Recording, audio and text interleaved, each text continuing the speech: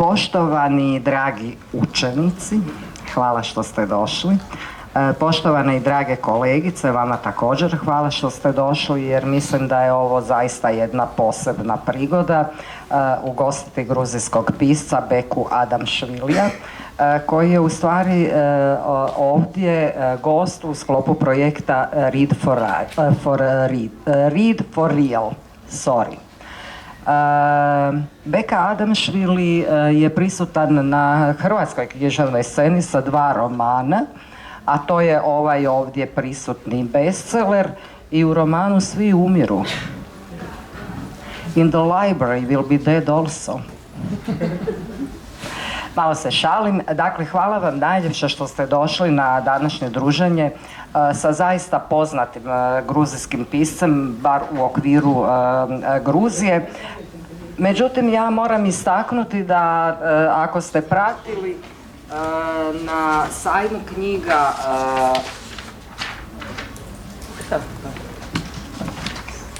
sajmu knjiga u Puli je i gošća Tamta Melašvili sa svojim novim romanom Ko skupina. Dakle, našim čitateljima gruzijska književnost nije nepoznata, pa čak je i Aka Morčiladze, vi me ispravite, yes. Putovanje u Karabah sa svojim zaista najprevođenijim romanom bio gost u Zagrebu 2018. Dakle, drago mi je da mi ipak o Gruziji i o vašoj književnoj sceni znamo dosta, pa ja vas lijepo molim da jednim toplim pljeskom pozdravite našeg dragog autora.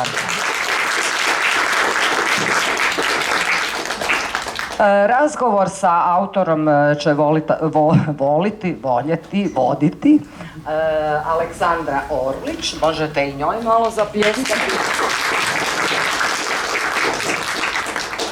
I prevoditeljica Lana Brčić.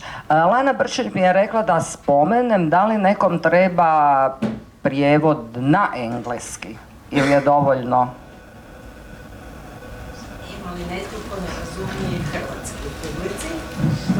Mislili smo da nas se možda netko iz Gruzije iznenadio. Pa šalim se. Dakle, English only. Ok. Aleksandra, mikrofon je vaš. Hvala, Jasna. Dobro večer svima.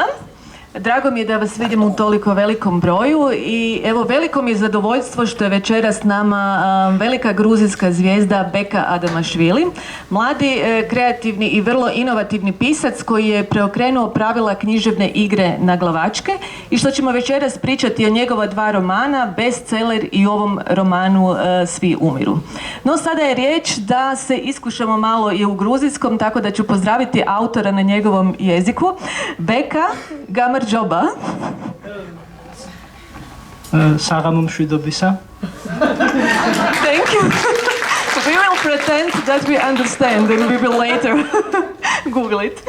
A naravno, kako je svaka priča, roman, Beka to jako dobro zna, puno uzbudljivija kad ima više likova. S nama je, evo, što je Jasno spomenula, naša prevoditeljica Lana Brčić. Evo ja kažem, mogu reći da sam se sa Bekom upoznala 15 minuta prije ove književne promocije, ali da sam prije toga pročitala njegove 2 sjajne knjige i sada sam zapravo u službi Ivo Ajera koji ispituje svog omiljenog pisca. No, za sve vas koji niste još imali priliku biti voajeri, čitatelji Bekinih knjiga, reći ćemo kratko tko je Beka. Zapravo Beka je san snova svih kritičara, a s druge strane možda i noćna mora knjižničara, a i pokojeg profesora književnosti koji voli pitati o čemu se u romanu radi. Naime, Beka kritičarima olakša posao tako da odmah kaže koje kvalitete naravno roman, da se ne moraju mučiti sa ocjenjivanjem, a što se tiče spojlanja radnje, stariji čitatelji se vjerojatno sjećaju onih perfidnih čitatelja koji bi znali na 8. stranici Agate Kristi napisati ubojica je taj i taj. No, s obzirom da sam ja svojedobno vidjela takve spojlere iz romana Agate Kristi i na grafitima, zašto takav recimo naslov ne bi bio i na knjizi, dakle u ovom romanu Svi umiru, za koji je Beka dobio 2018. i nagradu Europske unije za književnost. No, s obzirom da je Beka jako kreativan, inovativan pisac koji miksa različite žanrove i stilove, bit ću malo slobodnija pa ću usporediti njegove romane sa 2 filma. To bi recimo bio film Sve u isto vrijeme koji je dobio Oscara prije par godina, gdje se sve događa u paralelnim radnjama, u mozgu, vrlo je fluidno, zabavno i kompleksno. A s druge strane, njegove knjige su pomalo kao i filmovi sa Leonardom DiCapriom, primjerice Početak, gdje vam zapravo trebaju ponekad i tutoriali da biste shvatili i pročitali sve te razine. No, street style jezikom, ja mislim da je Beka izveo nešto kao anti-ghosting. Dakle, svi znamo za taj fenomen da se s nekim dopisujete, neko vam se sviđa, onda naglo nestane, a Beka je odlučio napraviti nešto posve suprotno. Dakle, ušao je u knjižnice, u sve kanone svjetske književnosti i uzeo je sve pisce kojima se divi i angažirao ih da zapravo gostuju u njegovim sjajnim knjigama, postupak koji bismo možda mogli usporediti sa nekakvim DJ miksanjem. No evo, koje je to postupke Beka koristio? Zašto smatra da je najbolja zabava u paklu? Saznaćemo iz razgovora sa Bekom.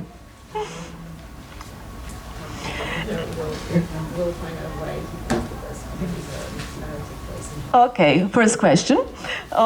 Dakle, ja kažem da smo sada u nekom restoranu, pričali bismo o tome kako si ti vrhunski šef koji nam je složio dekomponirani tiramisu. Ovako ću zvučati kao profesorica književnosti pa ću reći da si izveo dekonstrukciju romana.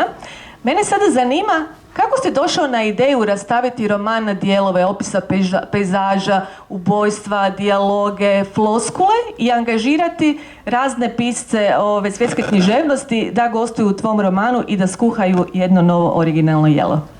So I'll have to. We weren't able to run in parallel, so I'm going to repeat. Imagine if we were in a nightclub or a fancy kitchen, which I'm sorry we're not, because then we can say you're like a top molecular chef who served us like a deconstructed tiramisu. But since we're not, we could say you wrote a deconstructed novel, and the question is, how did you come up with the idea of breaking the novel into parts like plot, dialogue, descriptive passages, platitudes, and inviting all the greatest writers in the world to appear as ghosts in your novel, so they could descend into hell and cook up a new dish from all of these different parts and ingredients? Here. Good evening at first. Before I answer the question, at first I will say some words, some thanks. Thank you for inviting me, and thank you that you are attending this event, because I did not expect it so many people here. Because last time when I were in the event like this, there were 9 people at most, and we were 3 people, 3 writers and 9 people, and including there was one wooden lady carved with it was literally wooden lady sitting there, and 3 people from organizers, and one the boyfriend of the writer, and one the translator who translated our English into sign language, which no one needed in that home. Because yeah, maybe.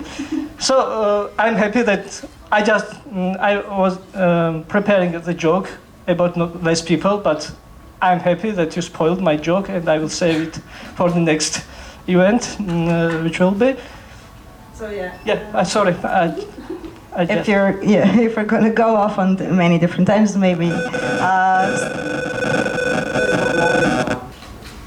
Moguće? Da. Okay.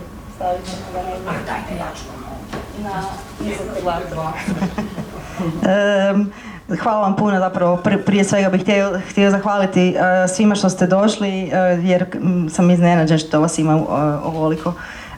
Zadnji put kad smo imali književno predstavljanje, ja i moja par kolega pisaca, u publici je bilo 9 ljudi. Od toga je jedna bila drvena lutka, doslovno lutka, pa nije bilo ovoliko zainteresiranih živih ljudi, bilo su tu još i sjedile u publici. Ima i slike koje vam može pokazati, sjedila je valjda kao da upotpuni mjesto u fotelji. 3 organizatora, od kojih i još jedan čovjek koji je bio vjerojatno dečko nekog iz organizacije, prevoditeljica koja je prevodila na jezik gluhonijemih. Tako da to je jedna anegdota sa posljednjeg predstavljanja koje očito ne izgleda ovako. And also I want sorry to you for my English, because there is 3 types of English, US English, British English, and my English. It's totally different. And my English is also has subtypes. It's standard my English, normal, drunk English, which is a English plus for me, and the English my ChatGPT thinks I know. It's premium English. I također ispričava se meni kao prevoditeljici jer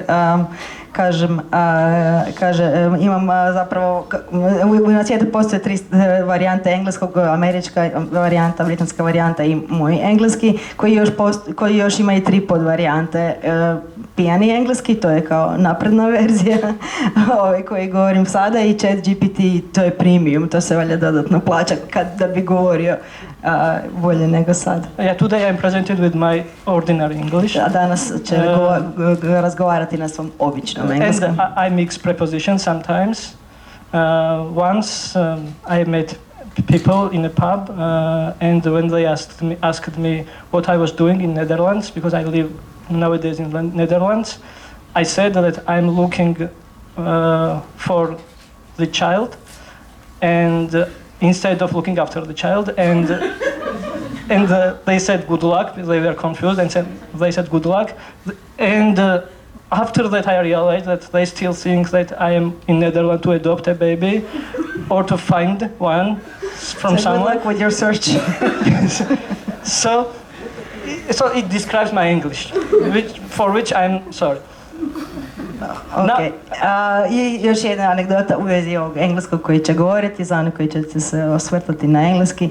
Moj engleski je, dakle, takav da ponekad brkam zamjenice, pa mi se dogodilo na ulici u Amsterdamu da su me pitali prolaznici nešto, ja sam odgovorio tražim dijete, ali u smislu u potrazi sam za djetetom, a ne brinem se o djetetu. Tako da je ispalo kao da sam ovdje došao, u tu zemlju došao usvojiti dijete ili da sam ga izgubio, pa su mi rekli sretno, umjesto kao super, tu si s malim djetetom, ne znam. Neprevodivo je zbog toga što kod nas nema zamjenica koje brka. Ali eto. So now to answer the question which everyone forgot was about. It was about the construction of the novel, how I got this idea. Yeah. It was not my initial idea to deconstruct the novel.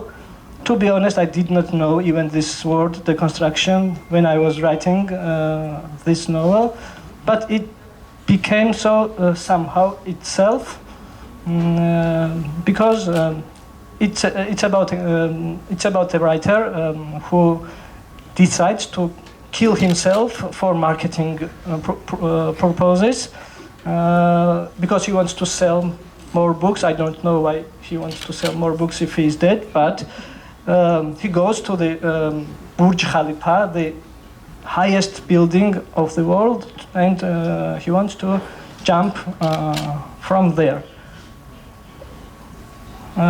Can I continue or? You can stop or you can gather your thoughts. U svakom slučaju odgovor na pitanje, ako se još sjećate koje je bilo, o dekonstrukciji romana na njegove sastavne dijelove. Nisam ga namjerno dekonstruirao i zapravo kada sam ga počeo pisati mislim da nisam ni znao što znači riječ dekonstrukcija, nego sam jednostavno počeo od lika pisca koji se ubije kako bi zbog PR-a, kako bi poboljšao prodaju svojih knjiga. Ne znam zašto bi ih uopće želio prodavati kad je mrtav, koja je onda korist od prodaje, ali u svakom slučaju popne se na vrh Burj Al Khalifa, a nebodera u Dubaju kako bi izvršio samoubojstvo. So when he got to that building, I started to describe this building as it is rule of storytelling, and in the middle I stopped and I was thinking, who cares how Burj Khalifa is now, because everyone can to Google it in 3 seconds and to see this building, and no one is interested. The main reason why this character is here is this is the highest building of the world, and nothing more is interesting. And then I started battle against myself, and there was born my alter ego, who was confronted to me in every cliche. During every cliche I was writing, there was myself defending me from these cliches. And every time when for example, I hate footnotes, because it's like I'm very wise and you readers are not, and I'm explaining you something, and when I needed one of the footnotes, and this time when I needed this footnote, this my alter ego appeared, and he said that you should make jokes about yourself. In every part of this book, it will be descriptions, which is boring. It will be footnotes, which is not good for the readers, because it stops them to reading something which they are going below reading something, then they forget and they go up. So, and then, sorry. No, it's fine. You can I will finish your advance. And then when I looked at my character, it was not developed. So there was 2 ways to develop the character, or to joke about it. This was the shorter way. So I joked about this undeveloped character and added some characteristics to that time. So at the end, I discovered that this book is deconstructed by itself. It was not me. It was another me who helped me in this case.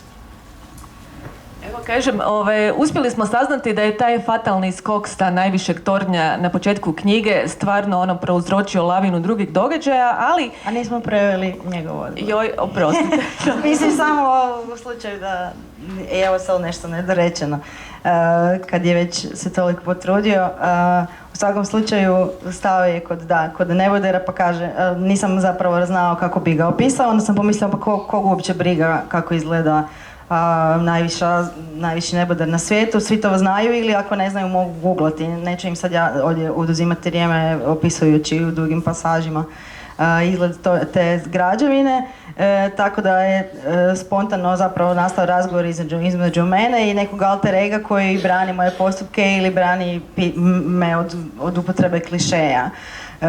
I onda sam u tom trenutku počela pisati fusnote kroz glas to nekog alter ega i u jednom je trenutku alter ego govorio trebao bi se početi šaliti na svoj račun, trebao bi pisati te upadice koje zapravo čitatelja kad čita ovaj roman stalno zaustavljaju ili usmjeravaju, vraćaju natrag na proces pisanja, a i osim toga šalim se na račun toga da moj glavni lik Pierre nije razvijen, pa sam mogao u tom trenutku ili ga razviti do kraja ili se zapravo samo nastaviti šaliti na račun toga da ga uporno ne razvijam i nije razvijen.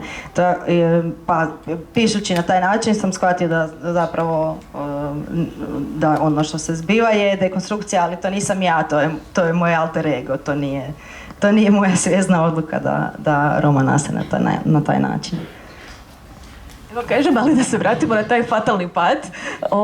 Ne samo što je glavni junak svašta doživio, ali to vam neću spojlati, nego su zapravo stradali razni gradivni elementi romana. Dakle, Beka je ustanovio da ima jako puno knjiga sa predugim opisima pejzaža, a danas možemo, evo, kao što on kaže, sve googlati. Zatim, kažem, ima svaka druga knjiga previše ubojstava, ima nekakvih floskula koje robujemo. Kažem, ako se sada roman očisti od svih tih stvari s kojima smo možda prezasićeni, zanima me šta ostaje kao neka esencija romana i treba li možda roman osmišljavati danas u vremenu kada živimo u dominaciji slika, kada smo na društvenim mrežama, možda malo drugačije. We've talked about the structure of a novel and what goes into it, what parts, and if descriptive passages of the landscapes are a surplus and you don't need them, and there's platitudes and cliches you don't need, what is the essence of the novel? What do you need? And maybe in today's age of images, do we have to reconsider what a novel is and what constitutes a novel? Good question, thank you. I'm saying this when I'm thinking about answer, and but this question was really good. Yes, if you take everything from the novel, you just leave. Maybe the essence of my novels, I can't say for every writer, but for me, it's just make the readers smile. It's the main purpose. Sometimes comedies are better than me, in case of smiling people, because in comedies, when a person falls down, some people laugh about it. I don't know why. The Home Alone movie, everyone knows. There are a child who makes horrible things to people, burglars. But we are laughing about it. He is throwing bricks from the roof, and they have traumas, but we are laughing. And because it's the power of the image. With text, it's a bit difficult to make people laugh. So this is, because of this is my purpose. If someone will read this book and he or she will laugh several times, I say that I did it this time. But I never say that these books are funny, because when you say that books are funny, people are expecting that they will laugh. And sometimes I say I don't like these books, and people also think that these books are not good. And then their expectations, it's vice versa. So these books are not funny. No. Don't read them. If you read, if you smile several times, that the mission of this book is accomplished. Not only this book, also that book. You can buy that book on the corner. Yeah. Because this publishing house I just met, and they asked me to say this. Dakle, ne mogu možda govoriti za sve romane ili što čini roman kao takav, ali mogu možda reći što čini moje ili kakvi su moji. Moj je, recimo, jedan od ciljeva, ne glavni, nasmijati čitatelja. I to je dosta teško u književnosti. Kad gledate, ne znam, film Home Alone, znate da dječak Kevin koji ostaje sam kod kuće traumatizira pljačkaše raznim spletkama, klopkama koje im postavlja i nama je to urnebesno, smijemo se iako oni pate, i to je zato što postoji taj fizički aspekt i možemo vidjeti da pate, pa je lakše nasmijati. Mislim da je tekstu teže nasmijati čitatelja, ali svejedno se trudim, pa kad uspijem to mi je vrlo drago, ali ipak neka svoje romane ne opisujem kao duhovite, jer onda ljudi imaju očekivanja da će se nasmijati, a to nije dobro. Tako da ove knjige nisu duhovite, nemojte ih čitati očekujući da će vas nasmijati, ali ih možete kupiti iza ugla kod izdavača Hangar 7 da provjerite kakve su zapravo. Upoznao sam izdavača, evo, tek sada, ili ću tek sad upoznati svog hrvatskog izdavača, ali preporuka, marketinški pitch je već tu. Evo, s obzirom da je naš gost jako duhovit i mogla bih ga usporediti, evo recimo sa drugim gruzijskim kreativcem Demna Gvazalija, modni kreativni dizajner Balenciage i Gucci, koji se poigrava dakle sa brendovima, sa očekivanjima, on je recimo radio, surađivao je sa Simpsonima. Beka ima dakle i stripove, u njegovim knjigama ima jako puno zanimljivih ilustracija, no ono što je meni bilo zapravo vrlo zanimljivo je to kako je on mnoga svjetska djela pretvorio, ekstrahirao u meme. Dakle, to me podsjetilo na postupak jednog mog prijatelja prevoditelja koji bi ušao u knjigu prevodeći i radeći na njoj i zatim bi autoru uvijek napisao mail u stilu tog autora. Bilo je zanimljivo da su mnogi bili malo suzdržani, neki su se naljutili kao da je otkrivena tajna za Coca-Colu, ali primijetila sam dakle da Beka se vrlo dobro poigrava da se neko djelo svede na jednu foru, na jednu rečenicu, da se upotrijebi ilustracija. Pa me zanima, da li je to nekakav prirodni tijek pretvaranja dijela dugih romana u neku kratku, ekstrahiranu ideju s kojom ćeš se ti poigrati na nekakav drugi inovativan način? I drugo pitanje, jesi li negdje vidio dobar mim o sebi i o tvojim knjigama? I pretended that I understand. It's 4 questions in one, so would you want to hear them one by one or all together? One by one. Okay. There was an observation about you like playing with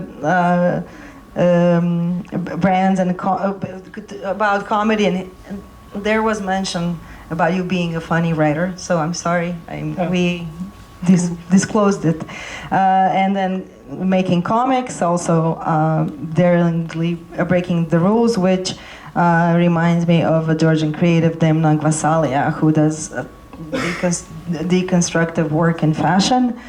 He also collaborated with The Simpsons, and so uses, I guess, humor in his work, which reminds me of a translator, a friend of mine, who had a game. Every time he would translate a book, he would write to the author he would write the author an email in his style, emulating his style, and a good number of writers were reserved or didn't really laugh about that, and some were even offended, as if he had like made public the recipe for Coca-Cola. It was a secret that only they knew, so now he knows it as well. So if it's so easy to like distill an author's style or turn it into like a catchphrase which you can see on Instagram often, like Nietzsche is dead and God is dead, and then Sartre is other people's hell or something like that, where people try to be funny in the style of an author or reference something that everyone knows about a famous work of literature. Just still one question? Yeah, that's still the question. What do you think about this process of turning writers or literature into memes, or digesting it or watering down complex works into, I guess, something that's more drinkable today? And the other question was if you yourself had seen a good meme about yourself. Okay. I will start from the end, because it's easiest. I have not seen any meme about me, but once I saw a quote which was assigned to famous Georgian philosopher. It was my quote, but I will say name, but nothing will happen. It does not ring a bell for you. It was Beka Adamashvili. And my quote was assigned to Beka Adamashvili, and then another Georgian philosopher steal that quote from Beka Adamashvili, not from me. And now we are 3 people in Georgia which said that quote, and that quote is in this book. I don't remember the page. And another one was that my quote was assigned to Paulo Coelho. Philosopher was better for me, and no other memes, because we don't have memes culture in Georgia. Not about the writers, even about everyone. We don't have this culture. It was not the easiest question. I guess, but I will answer another one after that. Nisam do sad vidio neki dobar meme o sebi, da počnemo odgovarati na pitanje od zadnjeg prema prvom, ali sam vidio citat koji je pripisan poznatom gruzijskom filozofu Beka Adamašviliju, a ja sam ga izmislio. I onda se taj citat stalno pojavljivao i do sad se pripisao 3 osobama, a ja sam ga napisao u ovom romanu. Ne sjećam se na kojoj stranici. I također citat koji se pripisao Paulu Coelhu. Pa eto, to je neke kulturne referencije za koje sam zaslužena, jer u Gruziji baš nisu popularni mimovi, ne baratamo tom formom. And about Temna Gvasalia, I'm fan of him because he took Georgian past and make his future from Georgian's past. All things he did in Balenciaga, not now, was derived from the poverty of Georgia, because these bags, the name was the name of Dubai bags, which costed maybe €3 in 90s in Georgia, equivalent of Georgian currency. And then he sold them in 50,000, not 50,000, it's too much. I don't remember the price, but it was way more from that. The shirts from Georgian schools, written some names after you finish the school. There was tradition to write some things on the t-shirt, shirt. He also made this shirt as a priceless thing for the people who had money, and because of that, I like it. He made something which was associated to the trauma, to reach not only himself but the house where he worked, this Balenciaga house. And I forget the third question. Maybe it was not third question. It's about making novels and writers into one picture and meme and extra. The idea. What? Okay, you want? No, I don't have. Ok, ja mislim da stvarno je vrijeme da sažmemo pitanje, ali se bojim da ćemo u novom romanu od Beke svi završiti u paklu. Kad smo već kod pakla, jedna od njegovih zanimljivih ideja u romanu Bestseller je da zapravo nakon što njegov glavni lik skoči sa glavnog tornja, on silazi u pakao, a tamo nailazi na jako puno pisaca koji moraju godinama izvršavati razne kazne jer su na različite načine mučili čitatelja. Sad, svako od nas, koliko god je zaljubljen, oduševljen nekom knjigom, ipak neke dijelove smatra možda malo težim, besmislenim. Beka je nanizao niz velikih grijeha i kazni od, pisaca koji se razbacuju aluzijama koji ništa ne znače, od pisaca koji pišu preduge opise pejzaže, rebusa, pa do onih netalentiranih koji su objavili knjige, a možda bez veze posjekli stablo u šumi. No, sad ćemo biti kao neki inkvizitor i zanima nas samo jedno pitanje. Koji je pisac tebe toliko namučio da si došao na tu briljantnu ideju?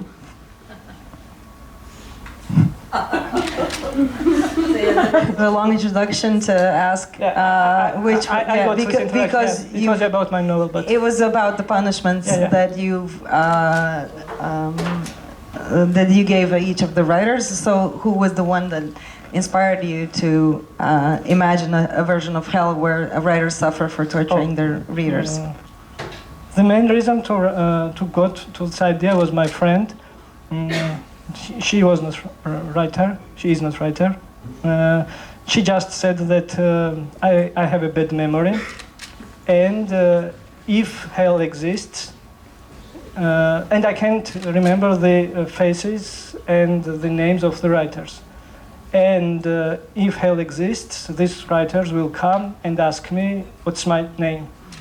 And then she forget about this idea too, but not me.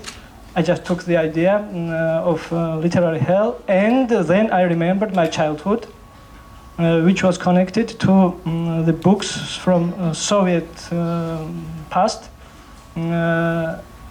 in 90s we did not have any time or wish to publish new books, so I had all classic literature from my grandparents' shelves, and there was Victor Hugo.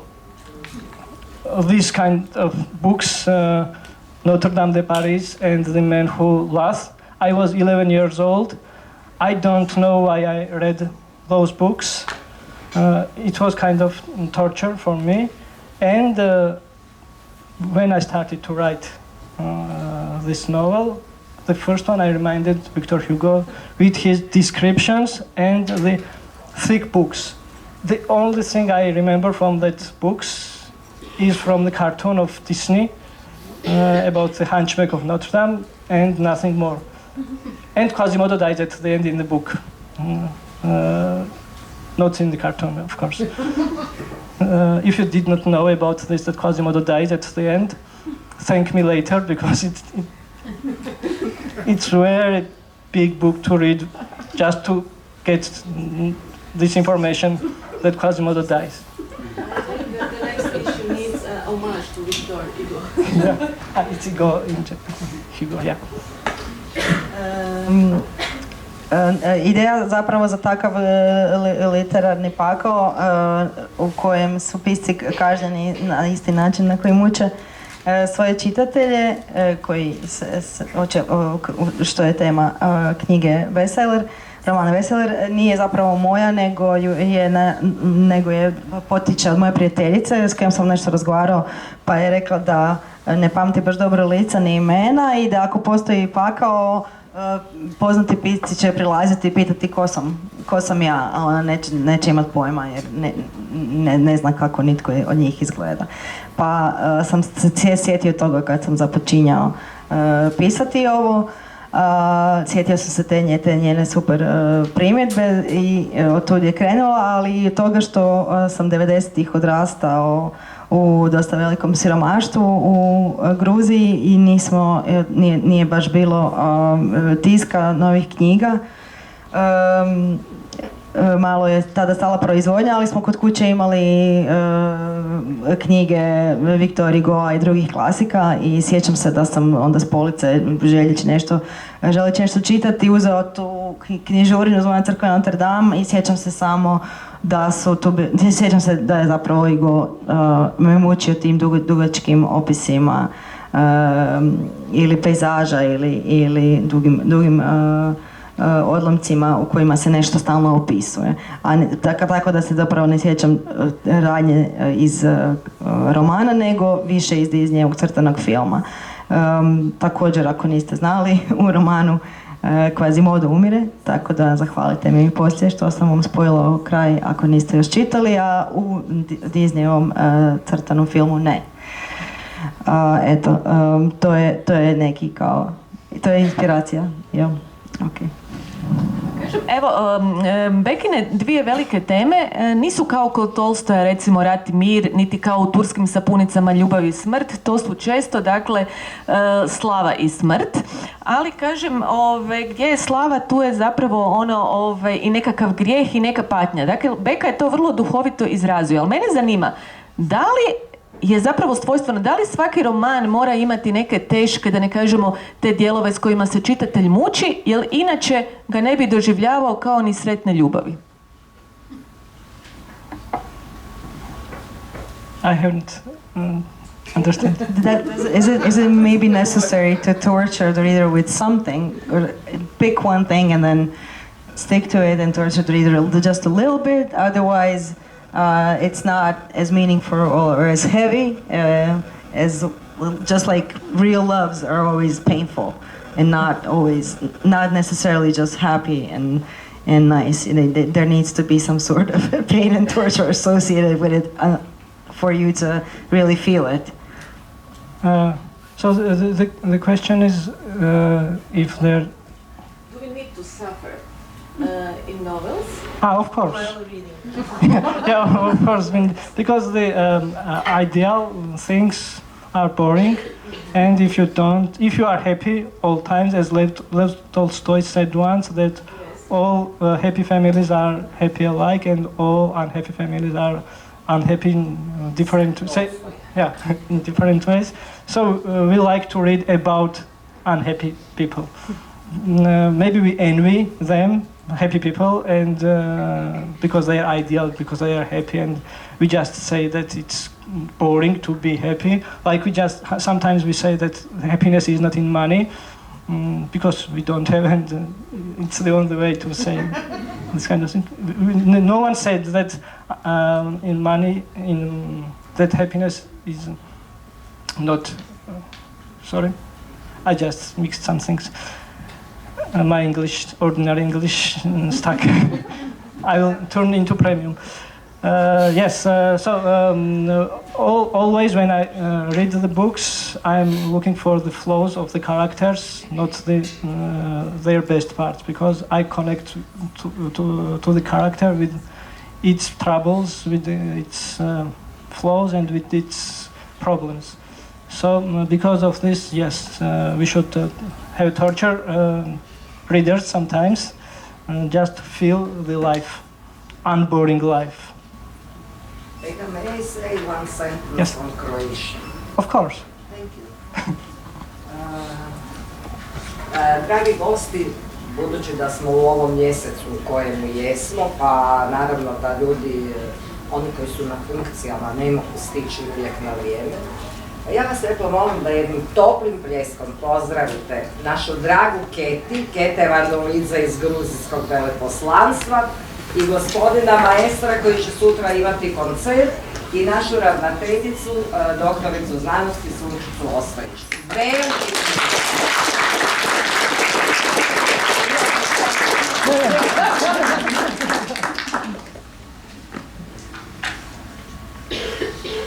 Okay, now back to torture and suffering. I'm glad the guests joined us in this joyful moment. So we were talking about joy versus suffering. What's better?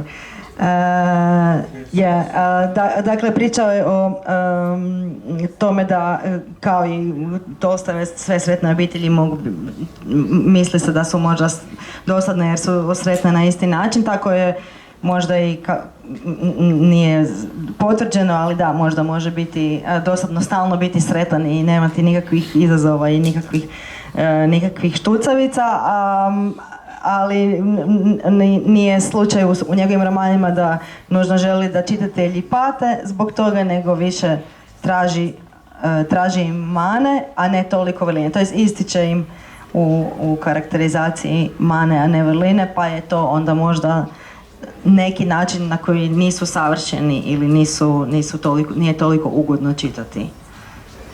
Evo i jedno predzadnje pitanje. Ako bi morao odabrati jedan roman, jednog pisca kojem bi dao nagradu za inovativnost i za onoga ko te najmanje namučio, koga bi odabrao i zašto? I understand this. No, I already studied Croatian. Yes, getting better, like in English for me. So the most innovative writer who would be in heaven. At first I will say that heaven does not exist, because every writer tortured someone. Even Astrid Lindgren might be tortured someone, because when children are forced to read books, they don't like the authors they are reading. And if there is a normal children, not from my childhood, which was I reading Hugo's, they are reading Astrid Lindgren, and sometimes they are torturing. But if it exists, for me that most innovative dead writer, not alive, might be Italo Calvino. It's, I think, Italian, Italo Calvino, because all his novels, which I read, has some kind of technique, which is this kind of deconstructions and literature about literature, and there is chapters who create the book independently of the book you are reading, and because of this, I think he is the most innovative. But maybe there is some writer somewhere which I have not read, innovative more than Italo Calvino, but I recommend him as a most innovative writer in the heaven, which does not exist. Mislim da ne postoji raj, pa tako ni književni raj, jer čak su i slavni dječji pisci poput Astrid Lindgren na neki način mučili svoje čitatelje, ali kad bi postojao, zamislimo, mislim da bi možda Italo Calvino onda bio primatelj te takve nagrade za inovaciju, jer su njegovi romani na taj neki postmodern način također dekonstruiraju, poigravaju se pojmovima, radi se o metaknjiževnosti, tu postoje također poglavlja koja sačinjavaju sasvim drugi roman unutar romana i slično, pa to mi se sviđa i njega bi nagradio za inovativnost. I sada kažem, kad smo došli do pitanja raja, ja se uvijek malo zabrinem jer se bojim da će nam publika zaspati, a moramo je biti zahvalni, jer što Beka kaže u svojim romanima, bitno je da ima više od 12 ljudi u publici, tako da ja predlažem da sada malo opet preokrenemo pravila igre na glavačke i da zapravo prepustimo jednu vrlo inovativnu i zanimljivu igru Beki.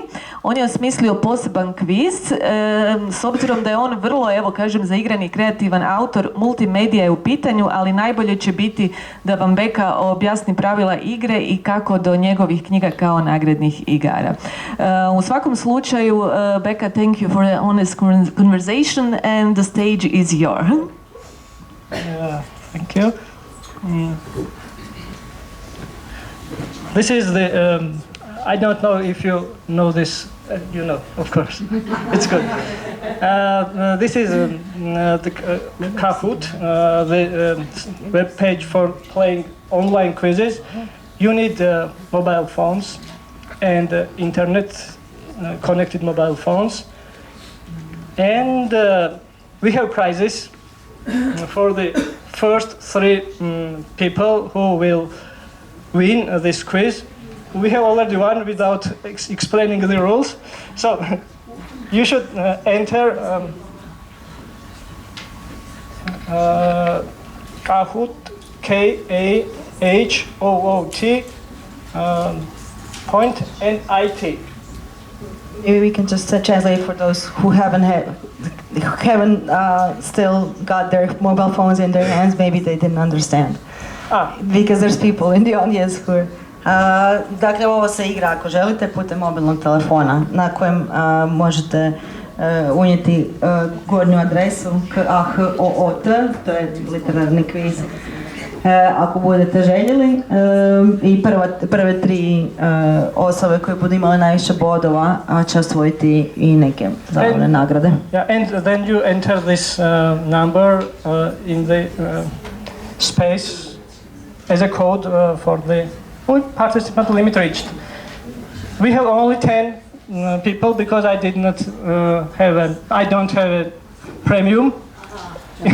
Zanemarite prethodnu uputu, već se dovoljno ljudi priključilo i svi koji još nisu izvadili mobilni telefon. So before I explain the rules, we already have 10 people who I think they know the rules, but... Aha, da je samo 10 igrača u svakom slučaju igra prima, pa evo, dosegli smo taj limit i pravila su sljedeća. So, all other people you can help to that. A svi ostali možete pomagati onda ovima koji igraju. So our prize is this book for the third place.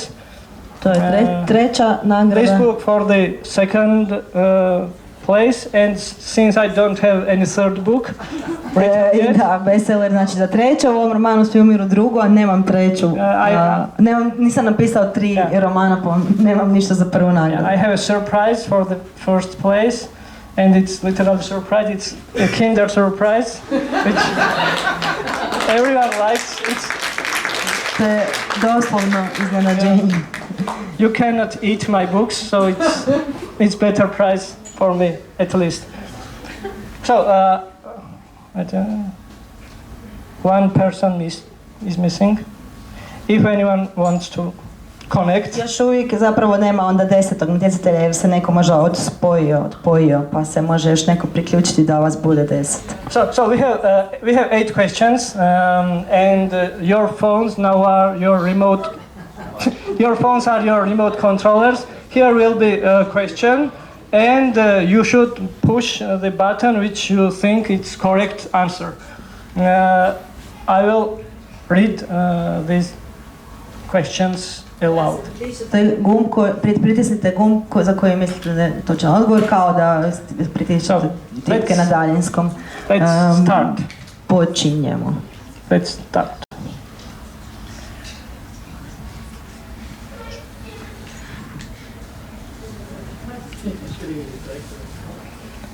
It should have sound, but without sound you can also do.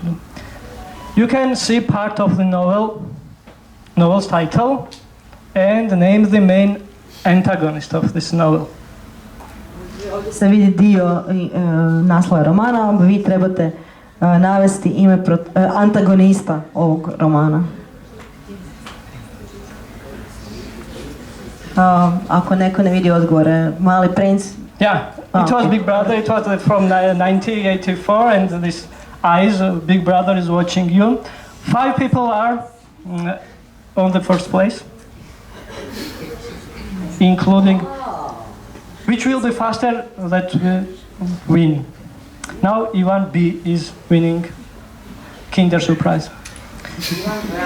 Name the famous character from the Ime 1605 poznatog novel. lika iz romana iz 1605. It's Juan Romeo, it's Don Quixote, Beowulf, and Othello. We have already 8 answers, 9 answers, and one person is thinking, yes, it was a Don Quixote, it was the windmill turned into a giant as Don Quixote pretended. Thanks for this picture to AI, my friend. Oh, third question, this title belongs to which author? Čiji je ovo roman? Ernest Hemingway, Jack London, Mikhail Bulgakov, Vladimir Nabokov. Yeah. Yeah, we have 7 answers. Correct, it was Master and Margarita, cocktail, Margarita. So it belongs to Mikhail Bulgakov. Ivan B is not winning anymore. Now Sara is winning. Fourth question. This title belongs to which Croatian author?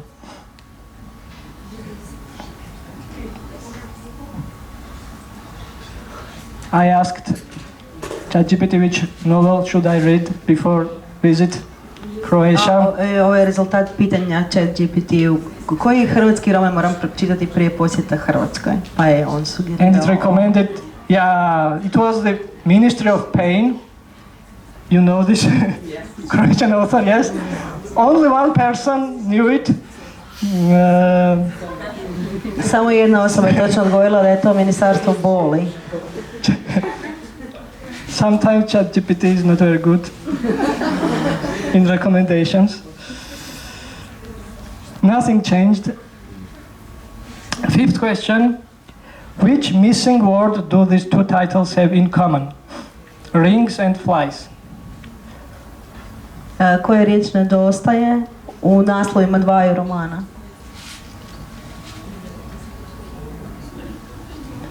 Lord, Lady, King, Ring.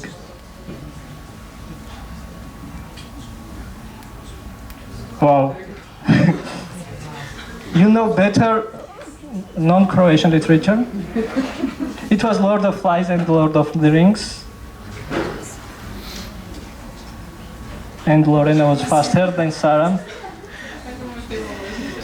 6 questions. Name the famous novel by the American author. It's some emojis.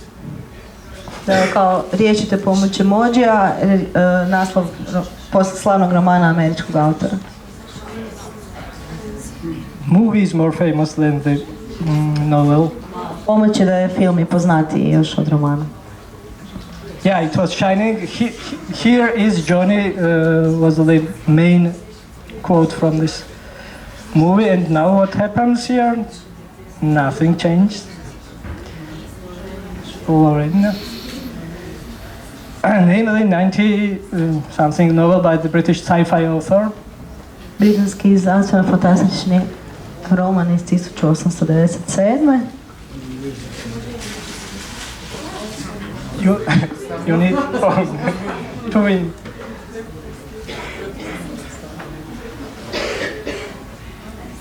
Yeah, it was Invisible Man because woman was visible and man was not visible. Nevidljivi čovjek. Rješenje je bilo u slici. Yeah, in Croatian Wikipedia was not any information about Invisible Man. Doesn't have a Croatian wiki page. It's not maybe that It's not popular because in Georgia it's very popular because of our Soviet past. Yeah, could be. We were behind the Iron Curtain. Yeah. Oh. And the last question. Ovo je posljednje pitanje, pa stisnite. Guess the pattern and name the missing animal. Pogodite uzorak i ime životinje koja nedostaje.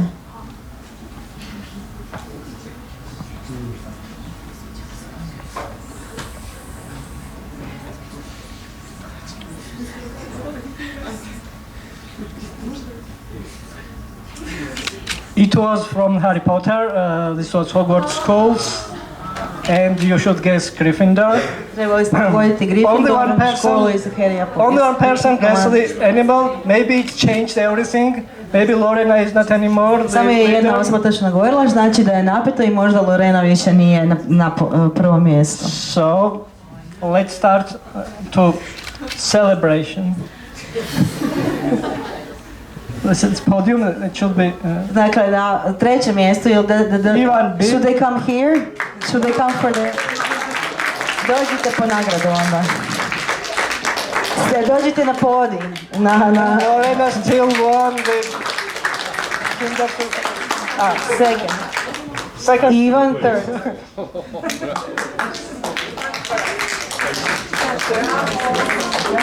And who's this Kinder Surprise?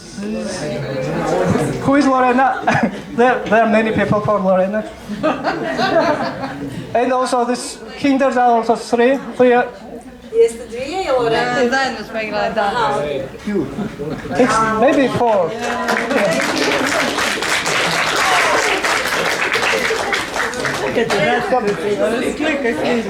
Dođite.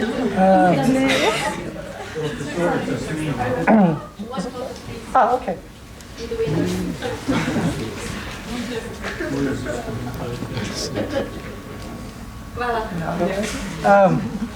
Thanks for coming. I don't know why these books are here, but...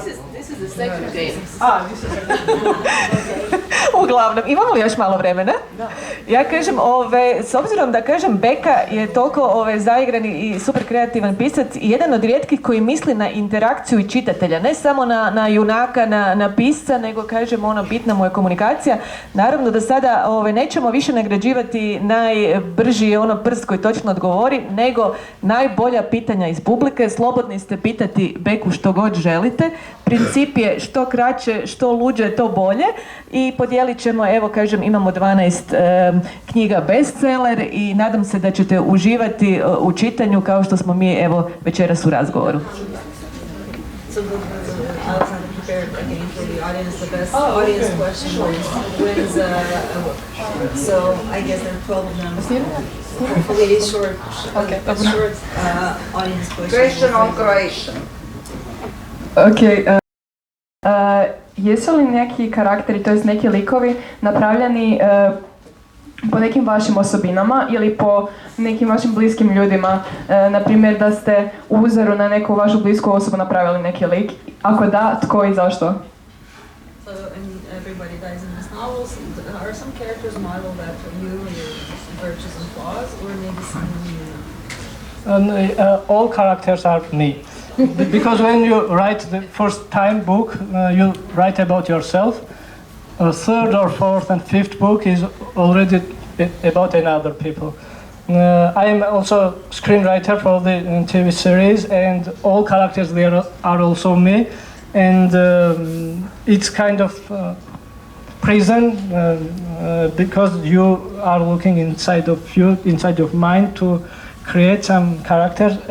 I don't know why I'm answering to you because the voice of... Because I need free therapy too. Yes. Almost all characters are about me, except one character, which is ideal character, and I'm not ideal. Just character is, and even female characters are somehow me. It already was said by Gustave Flaubert that Madame Bovary, it's me. It's like it's same. My characters are me, and the question was shorter, and I'm answering longer. So sorry. U svakom slučaju odgovor je na pitanje da s obzirom na to da je to moj prvi roman, svi su likovi u njemu ja. Than my book, than book which someone won because it's blue here. Prvo djelo, a onda kasnijim romanima razviju neke druge likove. S obzirom na to da se ja bavim i pisanjem TV serija i scenaristom, u toj seriji koju pišu također su svi likovi nalik meni ili inspirirani nove, a i Flaubert je rekao da je Madame Bovary on, pa onda sam ja da pišem neke druge ljude kad takvi literarni igrati rade. Second question. Je li činjenica da se bavite marketingom pridonijela tom da roman nazovete bestseller? Odnosno, jeste li se vodili nekom idejom da je dosta površnih ljudi koji će čim vide naslov pomisliti da je to neka knjiga koju se mora pročitati? Have you considered when you named your novel or gave it that bestseller that you would subconsciously influence the reader and make them want to buy it because it's something that's... Yeah, of course, because in Georgia, I think not only in Georgia, when people see that it's written bestseller, they think that if many people bought this book, then it's good. It does not mean this. Sometimes bestsellers are the worst books, just they are easy to understand.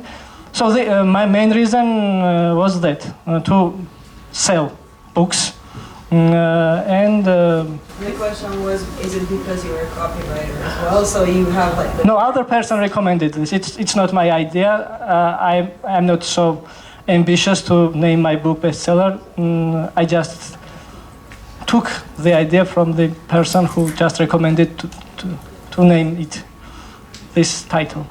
To nije moja ideja, ali ideja prijatelja koju sam ja prisvojio, zato što u Gruziji često ljudi tako razmišljaju i to je njihova psihologija, da kad vide da je na nečem naljepnica, stiker, naslov, bestseller, onda to i kupe, iako knjige koje imaju takav marketing i tako se reklamiraju, često nisu najbolje knjige, nego upravo su dosta loše.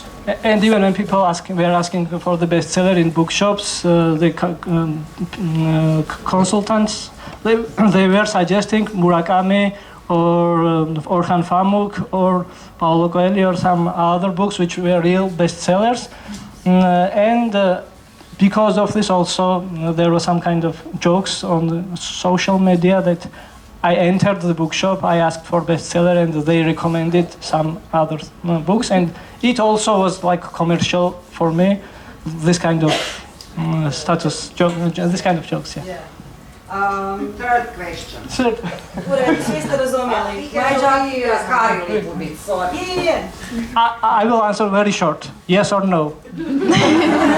Are you tired? You can ask. No, they are not. It's kind of not a yes or no question. So you said that you were forgetful. How long did it take you to research all about the writers that you would mention and cliches connected with them, their lives or something similar? You mean how long How long did you do extra research for your book bestseller? So 24 years. Since I was born, I was making that research, and all the books I read before writing this one was my research. I did not have any special research for this. Yeah. What would be the best ass-kissing strategy? What best ass-kiss? Ass-kissing. You know what is ass-kissing? Yeah. Can you This is questions for pupils. Sorry. Odi po knjigu. Beka, please. I couldn't, you're welcome, I could not. What would be the best ass-kissing strategy, in your opinion? May I have not an opinion about this question? Because I don't. This is also one strategy. We have 4 questions. U ovom romanu Svi umiru, kako ste odabrali u prologu sve brojeve?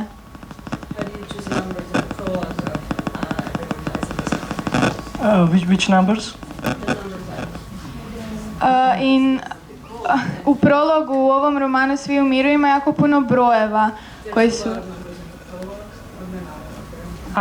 All numbers are not by accident. So, for example, the first number is for Johnny Cage. This is a composer who made the composition for 33, which is during all this composition is silence, and because of this there's an alarm clock, and it sounds after 4:33. This kind of meaning has everything in that chapter. It just was the first one.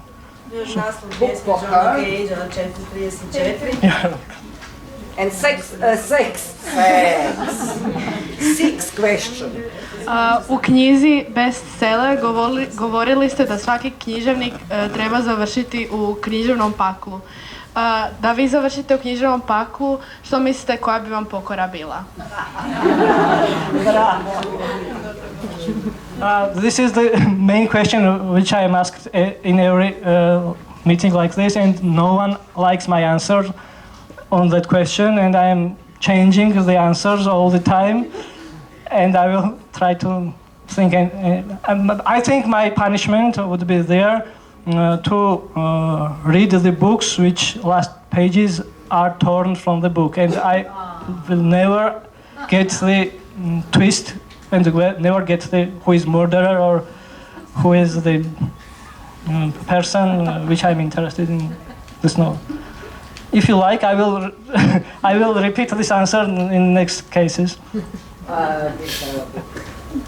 Seven, 8. 4 books we left. Oh, 6 books, but maybe some books we can 7 questions. give them without questions. How come my question didn't get any book? Of course. 5 questions, 5 books. You are welcome. Možemo ostati za knjigu.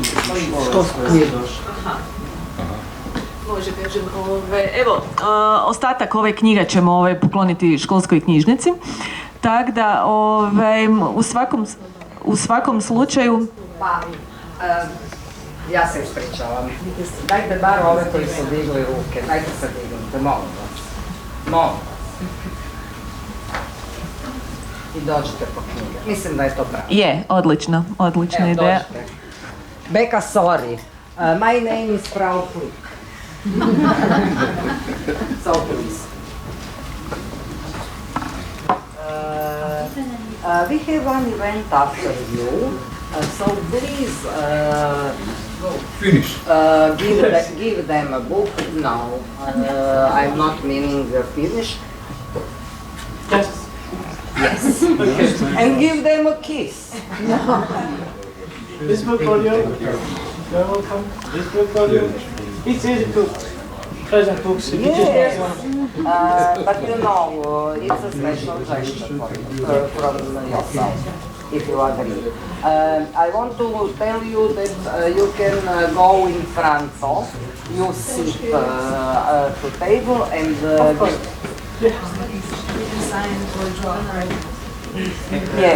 yes. U svakom slučaju, da. Hoćemo dati profesorici za školu. These 2 more books, profesorice, please come. Beka, I want to give you for your school library. Thank you. Thank you so much. Thank you so much.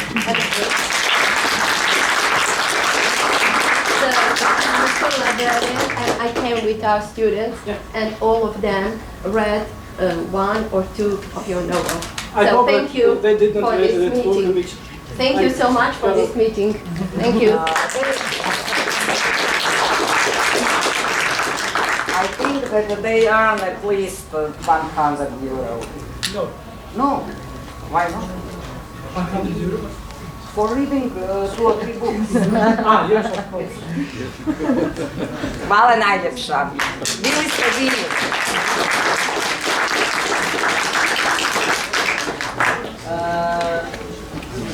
Još jednom prilikom zahvaljujem svima na dolasku, na zanimljivim pitanjima. Nadam se da ćete uživati u Bekinim knjigama. Radujemo se njegovim novim knjigama, rebusima, zagonetkama i prije svega knjigama i idejama koji nas potiču na promišljanje i da zapravo što češće boravimo u knjižnicama i otkrivamo sve predivne likove i duhove. Hvala ti.